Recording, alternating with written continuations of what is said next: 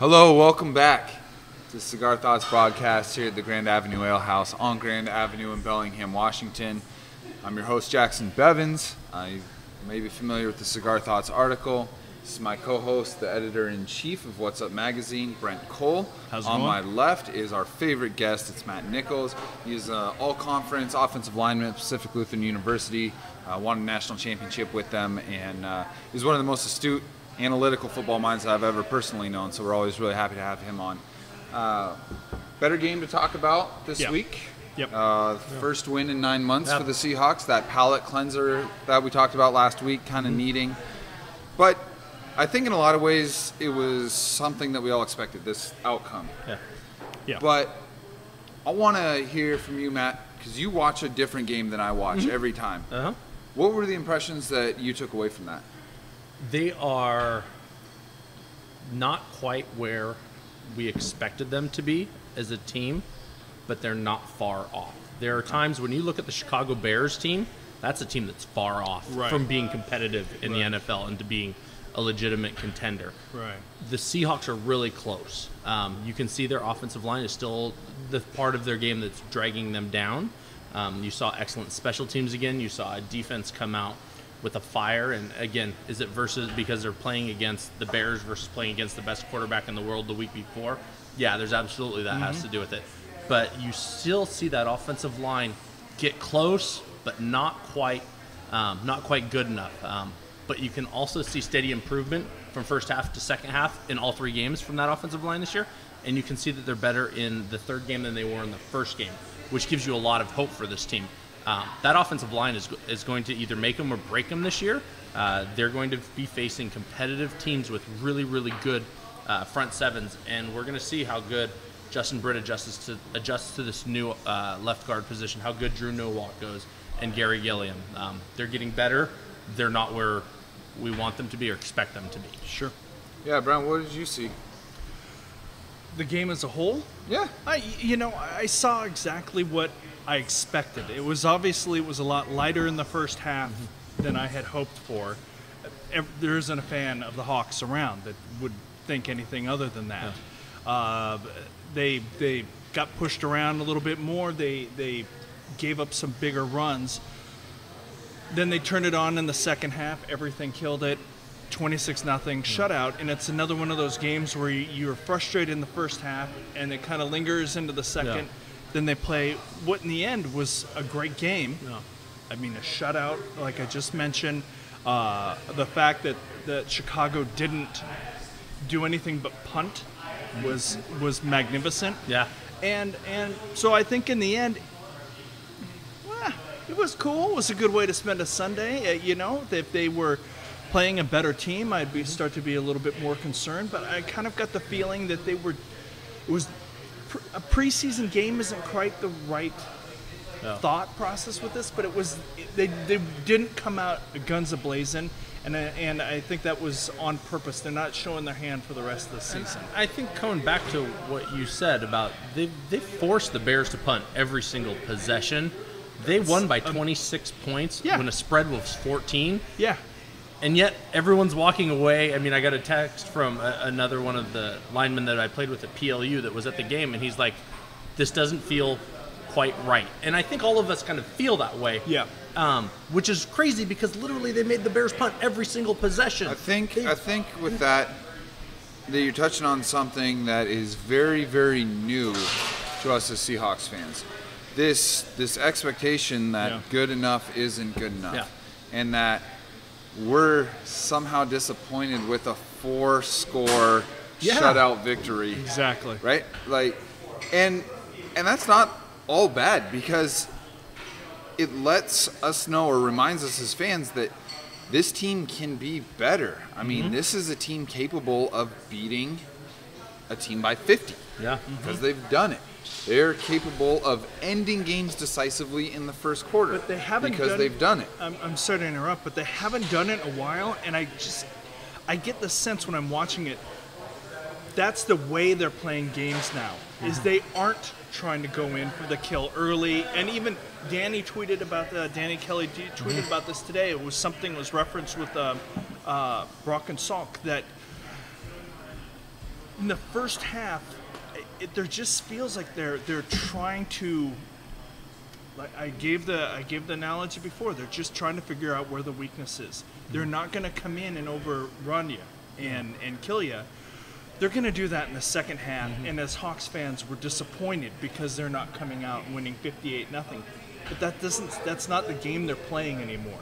Yeah, and I think that kind of what I was trying to get to with that is just that we need to realize that this team is really playing together for the first time in that game. Yep, absolutely. And they beat an NFL team by 4 scores. Yep. And even the worst teams in the NFL still employ 40 plus of the best football players on the planet. Yeah. And so to go out there and keep them off the scoreboard for an entire game and to be disappointed in a scoring output of 26, which, is just slightly under what Seattle's average. That's maybe it says a lot about the Bears, but it says a lot about where the Seahawks are as a franchise. This is how the fan bases of the best teams are accustomed to being, and what makes them so unbearable to fan bases of less successful teams. Like, how can you not be happy? We would kill. For how long ago would we have killed for a 26-0 win over the Bears at 0-2, right? Yeah. And now we're like, it's not quite good enough. And so it's really this expectation that the Pete Carroll, Russell Wilson era of the Seahawks have put on us. And this won't last forever, okay? The dynasties don't last forever. It's huge to remember. And I don't ever want to look back on this and have complained about a 26-0 win because these days are going to go away. And let's for me, I'm trying to embrace the fact that this team is good enough that we can have them win by 26 and say there's all these things they can do better. Now, among the things that they can do better, Brent, what you were talking about was scoring in the first half, right? It seems like they are the Velociraptors testing the fences in Jurassic Park and, trying to figure out where the weaknesses are at. I think it's partly that. Pete Carroll has talked about it a lot, but I think the other half of it is wanting to really establish that identity and talk about where it's not so much about production early in the game, it's about establishing a game flow and starting to, it's taking body shots. They're not trying to knock anybody out. They're trying to wear you down, get you to drop your guard so they can wipe you out later in the game. And the way that they do that is by moving forward on the offensive line more often than not. In this game, they passed on 5 of the first 6 plays. What do you think of that? I honestly think a lot of that probably had to do with Marshawn Lynch's injury, and I imagine the script is different than what was played out. Most teams script the first 10 to 15 plays of the game, typically first and second down plays. I would imagine that what Darrell Bevell's script was and what ended up being called were different in the first 10, 12 plays of the game because of the Marshawn factor. When you go into a game and you have a game plan set in place and then all of a sudden you have an injury right before, you have to make changes right away. Whether it be for a pass protection reason or a run fake reason or whatever, you have to make an adjustment. We had a situation in college at PLU where our starting quarterback, who was an all-conference quarterback, 3-time all-conference quarterback, was the Division III National Player of the Year my senior year. We were going into a game my junior year, and he stepped on a guy's ankle in the very last play of our Thursday practice and rolled his ankle. Our whole game plan for what was going to go in place got changed instantly with no practice time. That happened. So I would absolutely imagine that what those first 10, 12 plays called by Bevel were and what the script originally was on Thursday when they had the game plan in place, very different. I think us fans need to quit worrying about what percentage of runs versus passes we have in the first 3 drives of the game. This team is very well put together. They're not going to come out and go crazy with what they're going to do. They're still staying within their base. They're not doing anything that we haven't seen them do with the Tavares Jackson days. They did a lot of no-back sets with Tavares Jackson. They're still doing that. It's the same concepts where they're not reinventing the wheel. But you have to adjust when one of your main players goes out, and especially when he goes out essentially an hour before the game. Yeah, they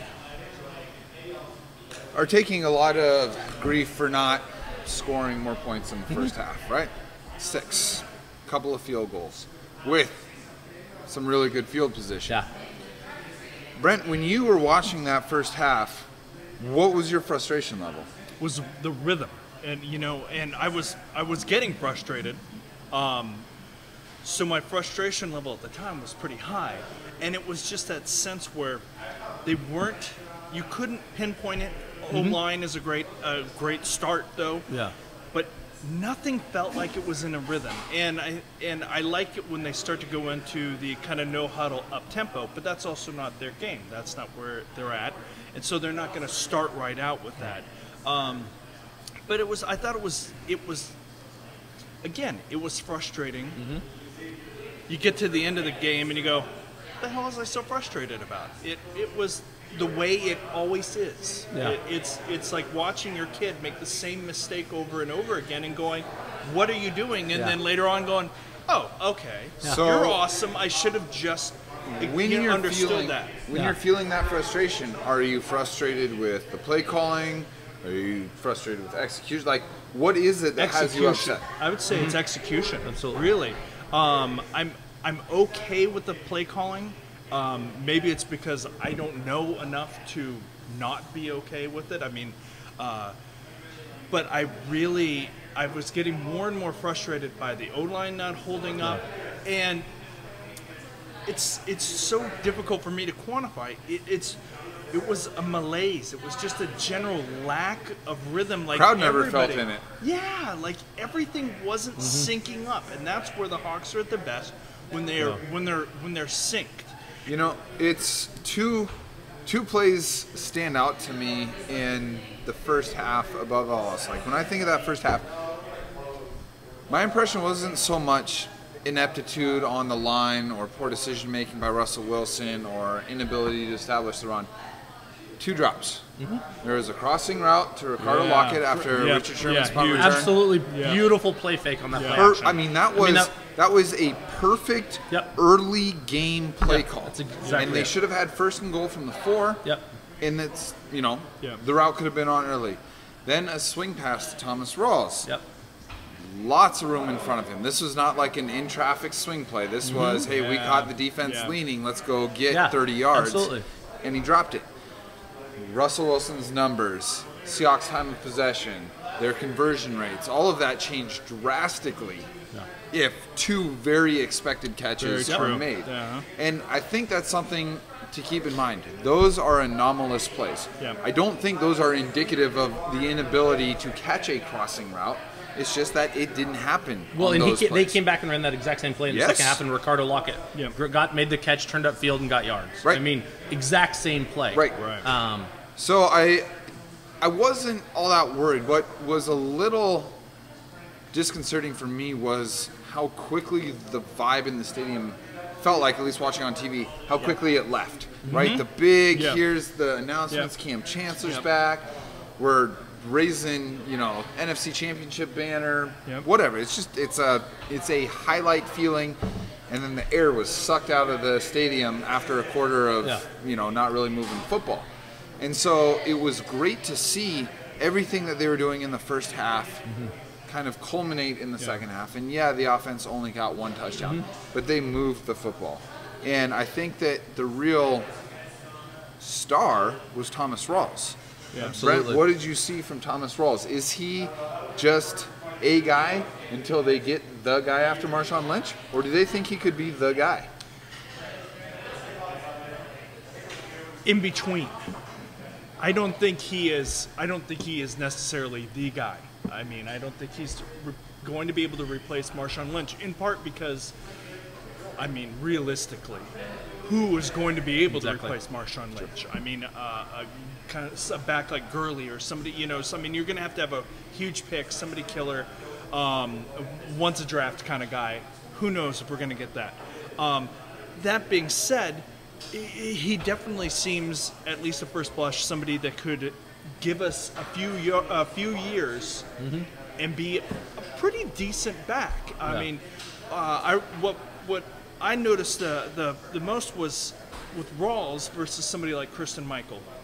Remember when Christine Michael was traded, one thing that was brought up a lot was how on a play against Dallas, he he got, 12 of the 13 yards he needed and just celebrated like a madman after having bumped himself out of bounds instead of going for that first down. Yep.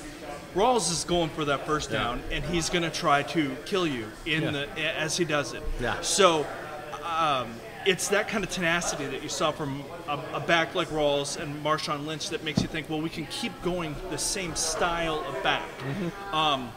But I don't think that level of Marshawn Lynch is going to be attainable at all. And I think it could take half a decade before we find somebody who could be that good. I think John and Pete are very good at finding running backs and knowing. Right. I mean, they sought out Marshawn from the get-go. They obviously saw something with Thomas Rawls in the preseason where they're letting Turbin go with his injury, Right. and they're trading Kristen Michael along with Fred Jacson bringing in. They saw something with this undrafted rookie that is quite good in their eyes. Right. Could you have re- imagined, I'm sorry to interrupt, could you have imagined Kristen Michael? a second rounder getting bumped for an undrafted? Well, just the game. If he Yeah. had been back there instead of Rawls, it would have been a very different outcome. And I think instantly In you what have way? that kind. I just don't. Well, he probably put it on the ground once, or quite possible, and he just didn't. He doesn't have that smashing style that Rawls does, and I think the offense works well with that. And I don't think Michael would have necessarily been able to get the yards that Rawls does just by flying into somebody. One thing that I saw from Rawls that did remind me of Marshawn Lynch, and it's something I've written about before, is Marshawn Lynch looks like he runs over a lot of guys. Yeah. He's not really that huge of a back. He doesn't run over a lot of guys. What Marshawn Lynch is so good at is right before contact making you miss center mass. Yep. And so it's not you guys doing this and best man wins. right. It's Marshawn Lynch finding an angle. You're hitting him an angle and deflecting, right? Yep. How many times have you seen Marshawn Lynch get hit and deflect forward? Yeah. And that's what Thomas Rawls did. Yeah. Thomas That's a great Rawls, point. as soon as he was matched up with the tackler, he didn't try and get horizontal to juke him. He didn't try and run through him. He initiated contact and deflected forward. Yeah. And if you can get a yard each time you That's get huge. tackled by deflecting, over the course of the season, I'm not saying that one skill is the difference in a 1 yard per carry difference for the season, but just if you were to extend that over the course of the season, the difference between a 5 yard per carry runner and a 4 yard per carry runner is enormous. Yeah. And tiny sample size, the 16 carries, 104 yards behind the same line that Marshawn Lynch is averaging 3.5 yards per carry behind. That's something. It may Absolutely. not be something big, but it is something, and that's really exciting. And they always talk about running backs when they're going through the whole patient to and quickly through is one of the things that coaches always talk about, where they want you to be patient getting to that hole and then explode through it. Sure. He was somebody that as soon as he made up his mind where he was going at 1,000,000 miles an hour. Right. And you will see some guys stand and dance a little bit. Marshawn is great at getting to that point, making a one-cut jump and going. Rawls did exactly the same thing. Different build, different style, different look, but a very powerful, very quick, it was the explosive power runner. that equates from Marshawn to Yeah. Rawls that I think was so fantastic to see while you're watching the game and can lead you to believe that he could be a placeholder for a couple of years. And in no way should we be comparing Rawls to Marshawn. No. Marshawn is on a pedestal by himself Nope. in Seahawks history. Right. But you saw Rawls go after contact, unlike what Sean Alexander would do when he'd conveniently find the out of bounds and wait for the next play. That was really exciting to see, and Pete talked about it this week on in his interview where he said, well, this was somebody that we really liked coming out of college and we're really hoping to get as an undrafted free agent. And you can see that he just has that it factor, and what that it factor is, who knows? But some people But Pete have that. and John know. Yeah, and Doug Baldwin had that as an undrafted, and Ricardo Lockett, whether you think he's a good player or not on special teams, has that it factor as a gunner. Certain people are able to do certain things really, really well, and you don't know why. Rawls might be one of those guys. I'm worried about how bad this injury is with Marshawn, but I don't think his demise is here like everybody is talking about. I mean, exactly 1 year ago, everyone was talking about the Patriots should bench Tom Brady and put Garoppolo in as their quarterback, and that would have been the stupidest thing ever. We'll see with Marshawn where he goes, but he's on a pedestal by himself.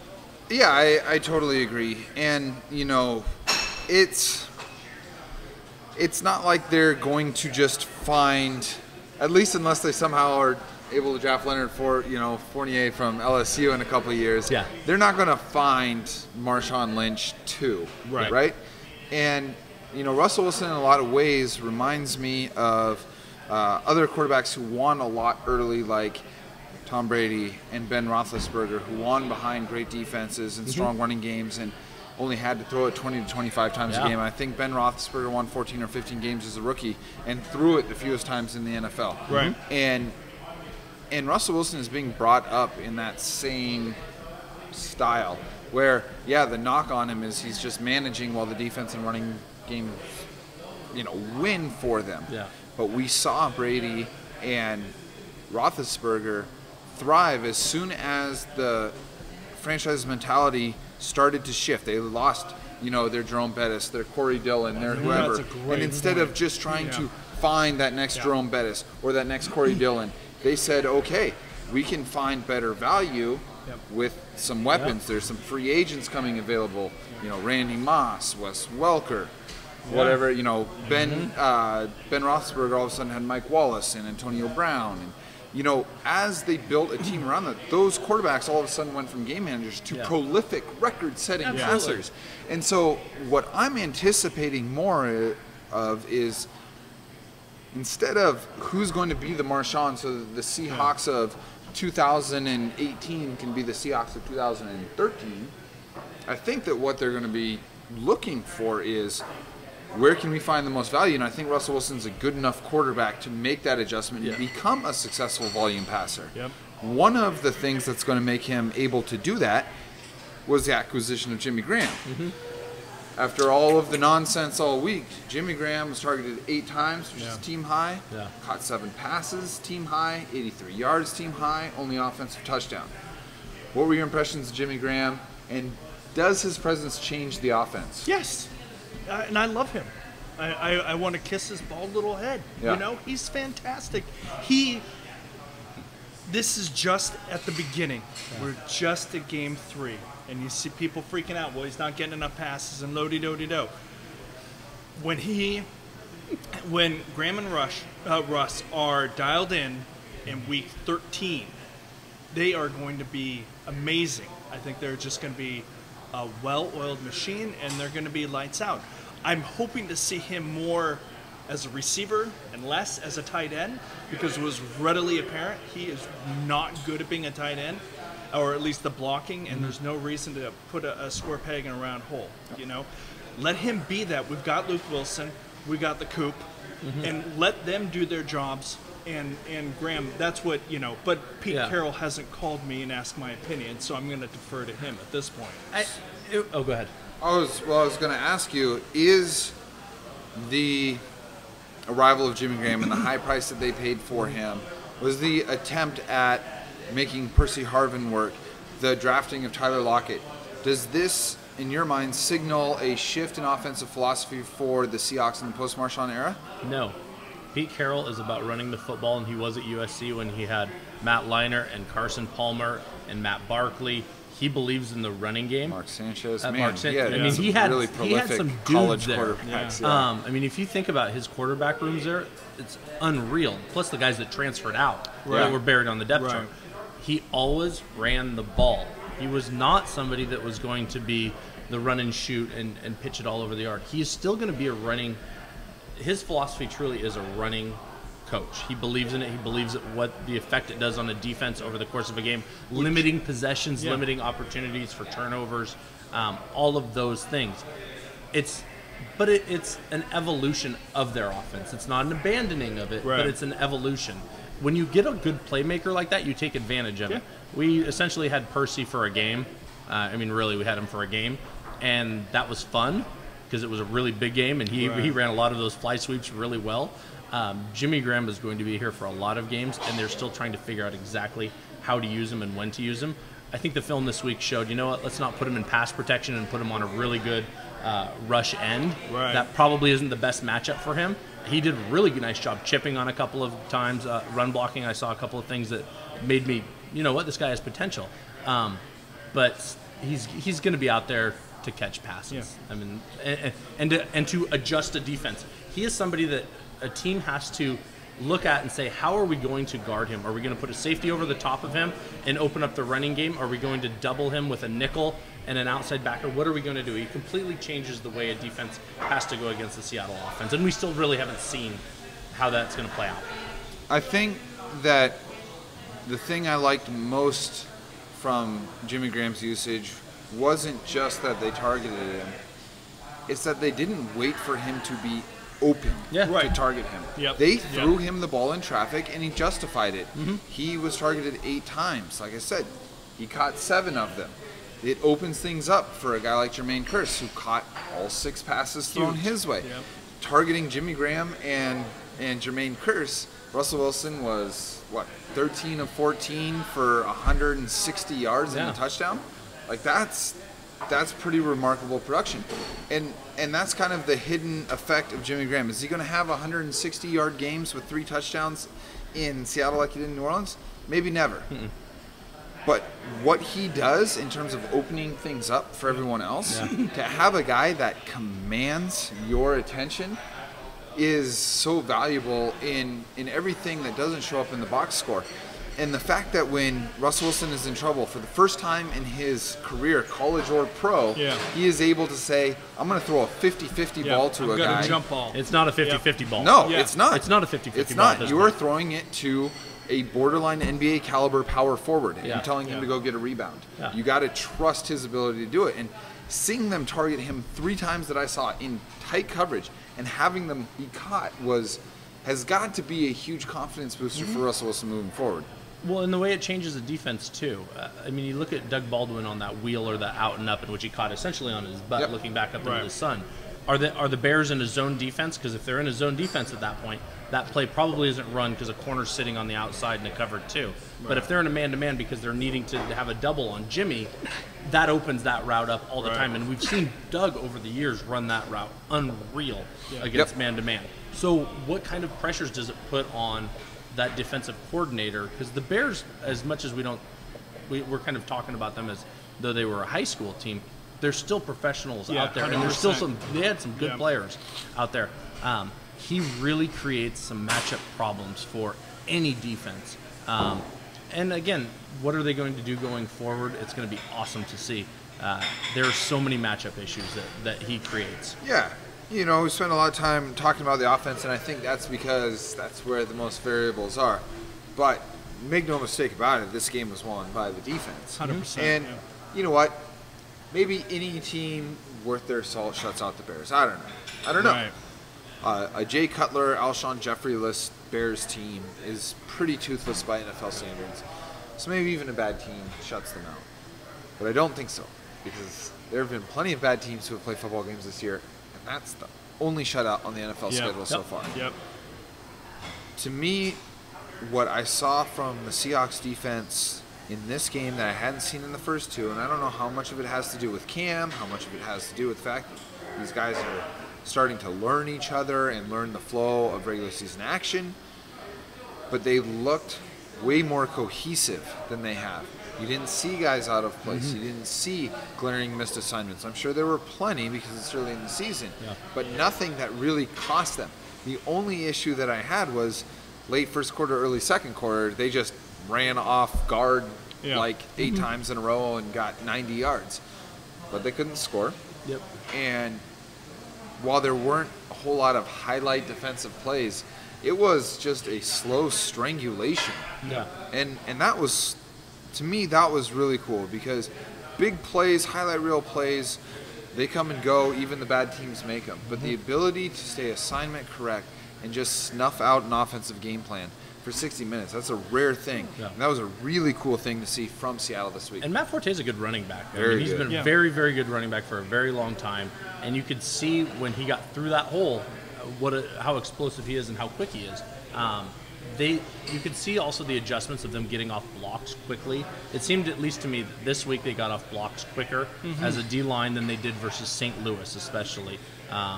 And I didn't notice as many missed tackles either. It would be interesting to see what the stats ended up with that. As far as that was definitely an issue in the first 2 games. Absolutely, and it was an issue in the Super Bowl last year. They had more missed tackles in the Super Bowl than they had any other point last year. So to have several games in a row in which missed tackles were an issue, I think is a big thing. So for that to get corrected this week is great. I also like facing Jimmy Clausen as a quarterback. Sure. That makes a huge difference for anybody. Yeah. Well, I think it reminds me of, after we were 3-3 last year, and there's the come to Jesus meeting and all that kind of stuff. I think the team has to have that amount of turmoil to them. And for this year, it was Cam's holdout.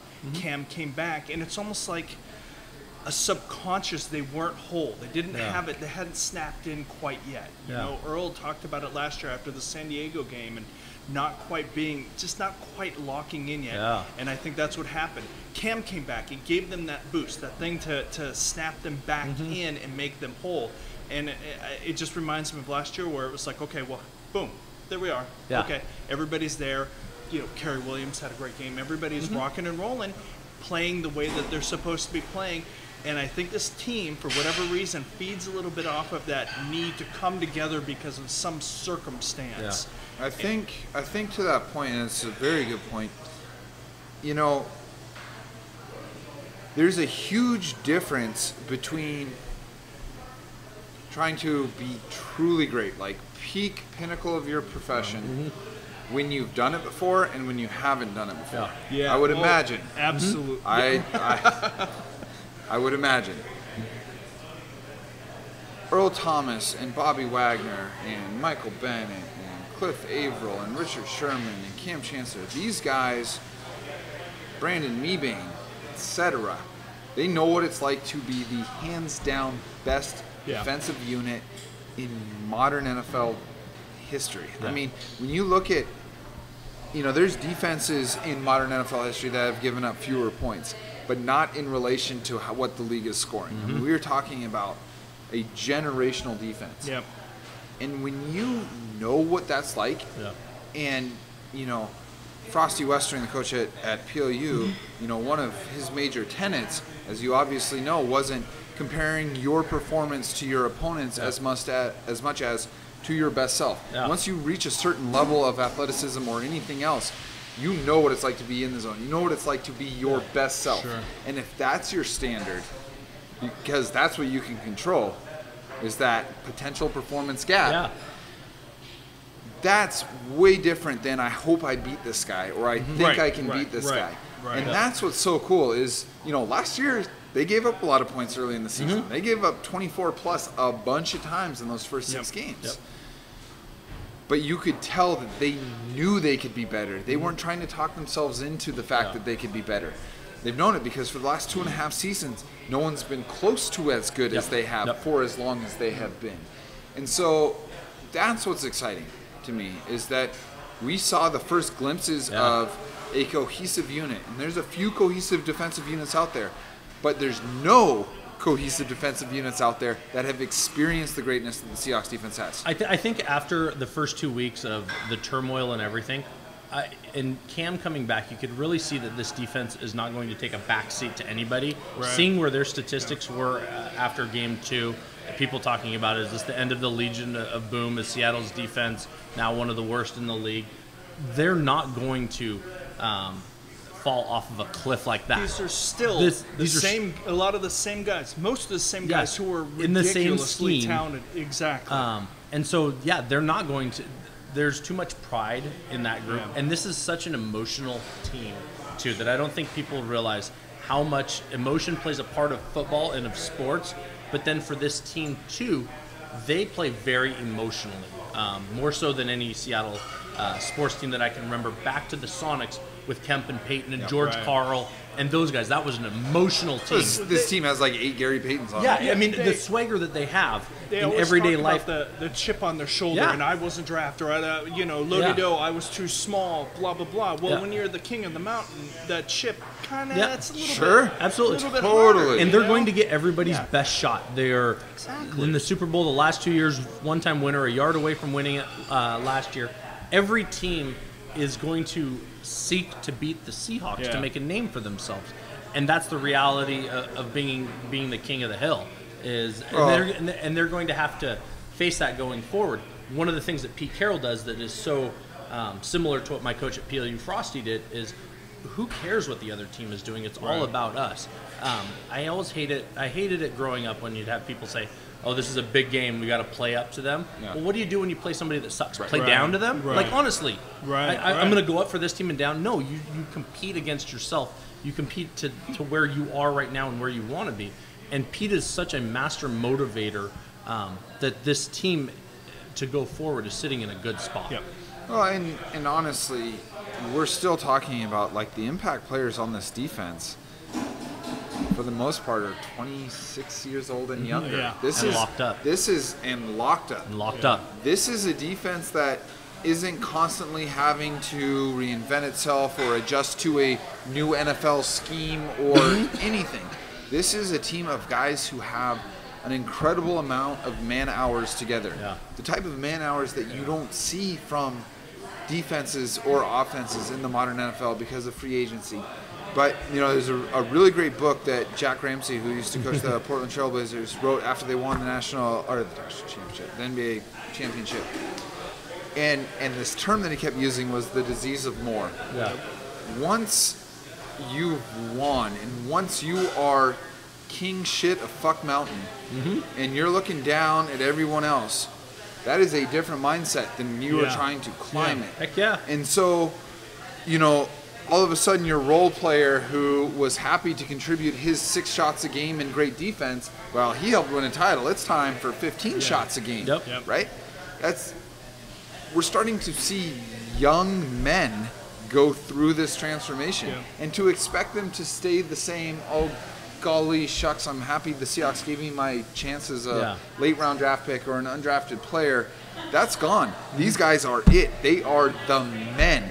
They are the all pros. They are the guys that the rest of the league is striving for. What's going to be really interesting is can the Lions, who have successfully hunted, can they still be what they were when they were hungry and desperate? And I think that this was a pretty good indication that they can be that. Well, which leads you to wonder if the Cam Chancellor holdout was actually, in the end, a good thing, because it created that tension and that turmoil and made them sink down a little bit, so they had to get kind of hungry and hear people talking shit about them again. Yeah. And then when they start talking shit about the team, that's when the team comes back in full force. And, you know, in a sense, I'd rather take a couple losses against teams that we probably were going to take losses against anyhow, and now come back roaring through the rest of the season. Well, and we still have a first-time defensive coordinator calling plays, too. I think that's huge, and I don't think anybody's really talked about that. I did last week. They've thrown it. Just so you can see the video. They threw a great shutout over the weekend, but this is Richard's first time calling plays. You could see the way that the players were congratulating him after the game. How many times have you seen an assistant coach get drenched with water? Buddy Ryan. Right. I mean, Yeah. name another. Yeah. Yep, and you're talking about maybe the other greatest defense of all time. Yeah. So you see how much love that they have for this man, but he still has to work out the mechanics of getting the play call into Bobby, getting the right personnel in, and all of that. Where Dan Quinn, even before he was with the Seahawks, was the defensive coordinator for the University of Florida, and so he had that opportunity to get it in. So we're just seeing the growing of Chris Richard going from position coach to whole coordinator, and it's really positive to see these kind of things and to see the guys rally around him, because you never ever see that. You never see a coordinator or a position coach or somebody so loved that they're doing that after a game. You know, I want to, before we're done, I want to talk about the game against the Detroit Lions. Last thing I want to touch on, because we would be completely remiss not to, from last week's game, is Tyler Lockett. And basically, this is just going to be a pretty masturbatory session regarding Tyler Lockett.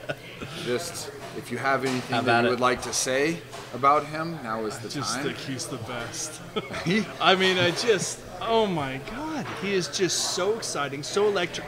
And then the decoy of him is so exciting. Yeah, and so that's exactly it. And the threat of him got Sherman 64 yards. And as pointed out, watching him fall down. Oh, that's great. It's awesome. It's just so killer. He's so exciting. I cannot wait to have him really put into the system as a receiver. I mean, there's always the time with the rookies. They need to kind of work into that. And 2 or 3 years down the line, just imagine what this kid's going to be about. It's going to be interesting to see what adjustments teams make to kicking to Seattle now, both punt and kick. Are teams going to actually kick it deep to him in the end zone, or are they going to try to boot it through the end zone every time? Because most kickers in the NFL can boot it through the end zone. Yeah. And in punts, how big of a directional kick are they going to do, and how often are they going to do it against him? And see how often he actually does get his hands on the ball in the kicking game is going to be interesting. And the thing is, when you have a truly game-changing return man, we get caught up in how many touchdowns does he have, what's his average return, whatever. Functionally speaking, a yard is a yard no matter how it shows up in the box score. And one of the things that adds up over an entire season when you have a truly dangerous, scary return man are these hidden yards, those directional punts that now, instead of kicking it 55 yards down the middle of the field and trusting that my guy's going to make a tackle, I'm going to kick it 45 yards towards the sideline or 40 yards with a really high hang time. Well, that 10 to 15 yards that doesn't show up as return yards, whatever. Those are yards, and those affect field position, those affect play calling, and those affect how many chips you're betting with versus how many chips your opponent's betting with. And so that, to me, is really the true value. What you get in touchdowns and highlight reel stuff really manifests itself in increased avoidance down the stretch. You know, I mean, it got to a point where, I mean, no one kicked to Devin Hester for like 3 years, right? Yep. I mean, when Josh, they did, he would return it. When they changed the kickoff rules, Josh Cribbs basically had to retire. Right? Like, Tyler Lockett is that type of player, and so that's just a really exciting thing to have. And I wanted us to be excited. Kind of have that as like a bonding experience. I think going off of the kicks too, you see more shanks that come off when punters actually directionally punt than at any other time. So that's another thing. The number of 30-yard punts that are going to happen because they were trying to get a 45-yard directional kick, and they shank it off the side of their foot. And I still love the idea as a receiving core having Grams, the throw it up the 50-50, and then or lock it once he's totally dialed in. We haven't even seen what kind of having that receiver he's going to be. I mean, having that combo is just going to be it's going to be so exciting. He's got T.Y. Hilton type rolls. Potential. Like, he can be a weapon. I'm really excited to see him evolve. And he's got this, just as a side note, and this means nothing to nothing, but he's a good kid. I mean, you could see in the interviews his dad and his uncle were players. You could see he comes across as so professional. And he used to write poems for his college teammates, like for individual teammates, and reading them to him before the game. It's so cool that it's just he comes across as such a mature, classy kid that the team or the city's just going to love him that much more. You know? And to do the little things too. The little things make a bunch of little things make a whole lot of big things. Yeah. And to catch that kickoff running forward makes a huge difference. Yeah. To be able to sell the fake on that punt for Richard Sherman makes a big difference. Yeah, that's a great point. And those are things that oftentimes, again, you'd see it with outfielders in baseball. When they don't catch a ball going forward and they're trying to throw a runner out at home, they're always unsuccessful. He was able to hit that kickoff because he was going forward. Third game. It is. Fourth return, that level, preseason. That level of polish is crazy. And the craziest thing is, the last thing I'll say about Tyler Lockett this week is he was asked today about the difference in returning in the NFL and returning in college. He says he thinks it's easier to return kicks in the NFL because he can trust the quality of punts and blocking more than he could in college. That is scary. He is going to have 1 million kick returns for touchdowns in his career. Okay, we got to talk about Detroit. When the schedule came out, this was kind of a little bit of a trap game to me. I expected Detroit to be very good. Detroit looks very bad. They look to me like a house with really fancy furniture and a nice chandelier and kind of a shit foundation. Yeah, okay. They're 0-3. they're not scoring points, which was going to be kind of their saving grace. I mean, you're talking about a number 1 overall pick at quarterback surrounded by superlative weapons. Yeah. To me, it seems like the league has figured Matthew Stafford out.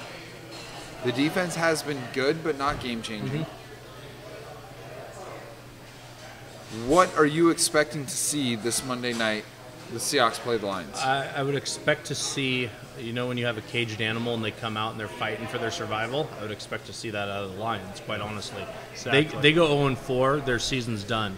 They go 1-3, they have a glimmer of hope. They do it on Monday Night Football in front of everybody in the league, they have a glimmer of hope.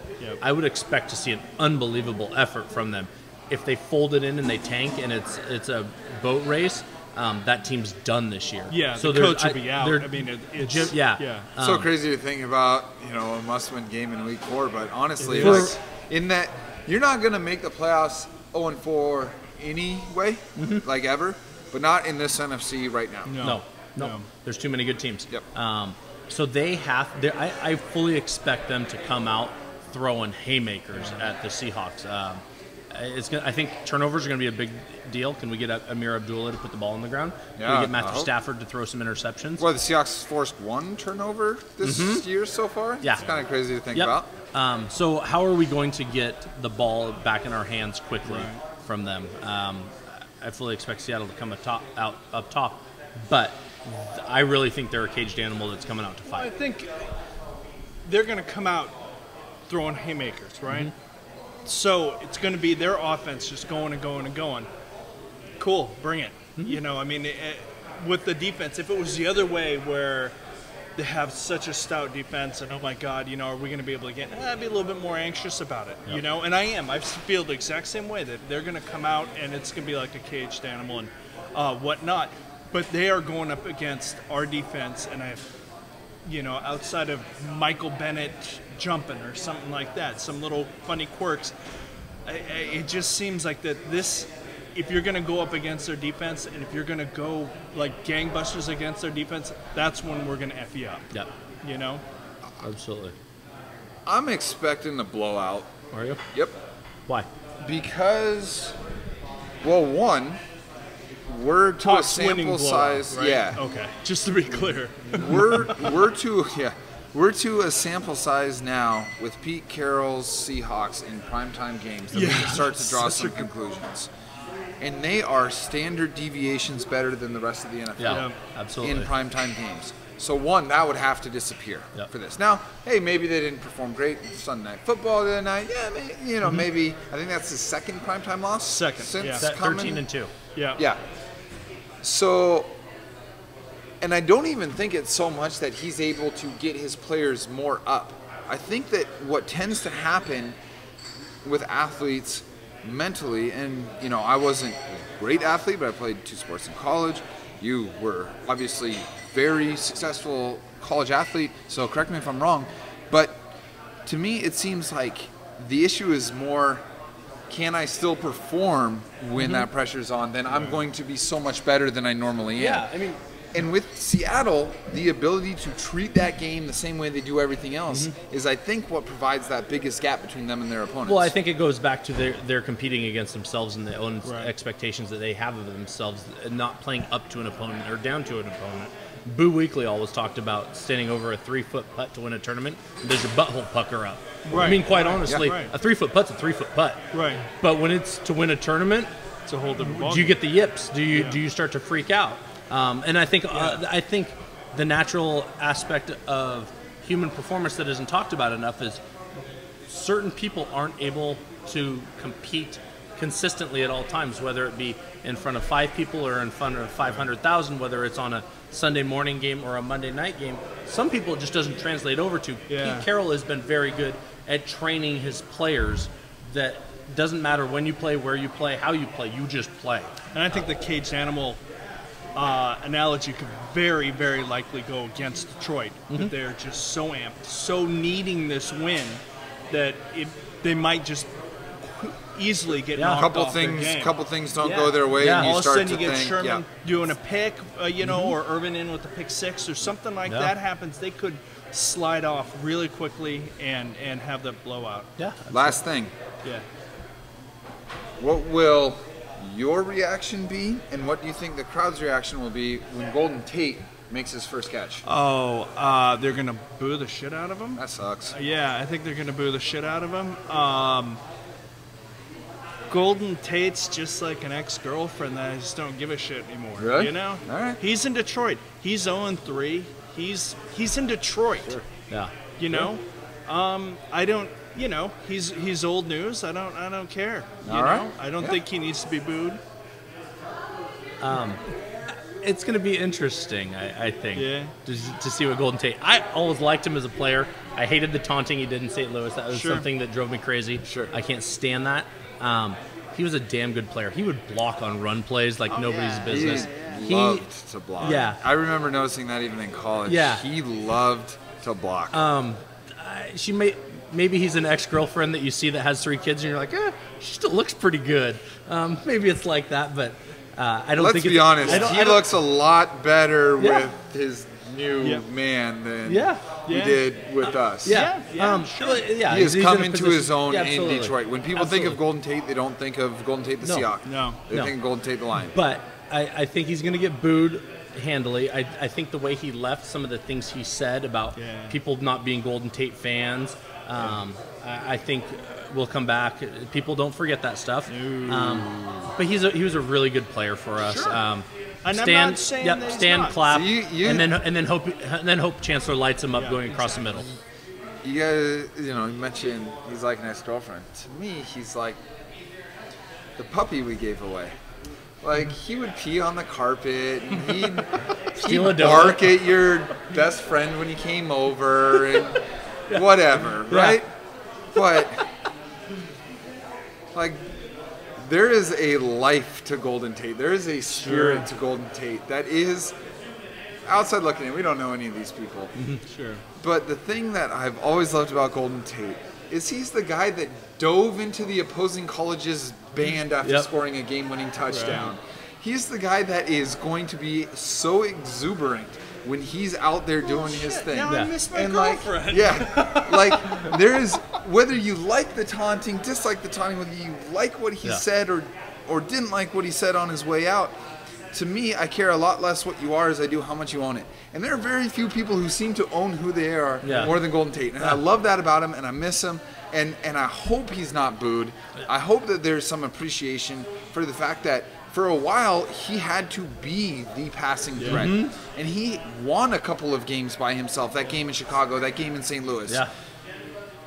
I hope that there's some appreciation for that when he's announced, when he makes his first catch. I'm a fan. I think I always will be a fan. And so those are my Golden Tate thoughts. We'll see. Yeah, we'll see. We'll see. We'll be So, right back well, here. yeah. It's going to be fun to watch him compete against people that he knew. He Totally. knows very well. And they ran routes against him They practice. ran routes for and years and years against each other. Yeah. It's going to be fun to see, watching Earl go to tackle him or Cam go to tackle him. All of those things. It's going to see brothers could be compete. quite fun. To see brothers compete against each other, there's nothing better than that. So and Golden always gives all of his effort. I mean, he gives everything he has at all times. So it'll be interesting. He did come out and say that teams know what plays are running today in an interview. So, hopefully they don't figure out what they're doing wrong, and we know exactly what I they're will say doing. one more thing about Golden Tate. When I first started writing for Field Goals, I loved watching Golden Tate in college. When I lived in Waikiki, I went to the Aloha Bowl, and he had like 3 50-plus yard touchdowns in the first half. He was just the best, most exciting player on the field. He was great. When the Seahawks drafted him, I actually threw my phone in excitement. The phone broke. I had to get a new phone. I was that excited about Golden Tate being there. So I was like, I'm writing for this new website now, and I want to kind of make my mark. I'm going to interview Golden Tate. I called his agency, worked my way up, calling this person, that person. Finally, they call me back. Hey, Golden Tate's going to do an interview with you. He's flying back from Tennessee to Seattle, and he's going to call you as soon as he lands. And I'm thinking, great. Now I got to do this interview with a guy who's in an airport, just coming off a cross-country flight, left home, 22-year-old kid, left home. He's talking to somebody he's never heard of. Golden Tate was so fucking cool. Yeah. And the interview ended. I ran out of questions. and we talked about baseball for like 15 minutes afterwards, like off the record, while he's in the airport. That kind of stuff sticks. Well, yeah. And so when you have a personal connection to, and I don't have a personal connection. But you do. You had that connection there. Sure. Where you'll always root for somebody. It's why I remember Dickie Thon, the former baseball player for the Rangers, threw me a ball once at a game, and I was a Dickie Thon fan forever. Yeah, even after he turned around and walked away and farted as he was leaving. I mean, it was the greatest thing ever. Like, I always supported that. And maybe I'm just some blushing Beatles fan, but like honestly, like I respected that so much. And the fact that he came in and was a squirrely, goofy, reportedly irresponsible dude as a rookie, and figured out how to become a pro. I don't care how talented you are. If you can't take the day-to-day seriously, you're never going to put up a season like Golden Tate put up last year. You're never going to lead the NFL in yards after the catch 2 years in a row without really committing. And so, anyway, I love Golden Tate. I hate the Lions. I hope that the Seahawks win 42-7 with Golden Tate getting that one touchdown. Anything else from either of you guys? No, man, we've been blabbing for an hour. Yeah. No, watch the O-line. See, look for improvements again. I've seen improvement from first half to second half in every game. From first game, second game to third game, there have been improvements. Is it pretty? No, but watch for that improvement. I think it's starting to show up where people just watching can see it. People really just sit back and enjoy the game. We're on a hell of a run right now. Yeah. Maybe we don't score as much now, or at the first half instead of second, blah, blah, blah. This is a hell of a run. Just enjoy every minute. I would say that. Enjoy the moment. Enjoy expecting your team to blow out the opponent for as long as it lasts. We'll be back here next Tuesday. Come on down to the Grand. Grab a beer with us. You want to? We'd love to have you. If ask questions on the air, whatever you want to do, come be a part of it. And appreciate you tuning in. We'll see you next week. Brent, thank you. Right on, right on. Matt, thank you. Brother. Yep. We'll see you next week.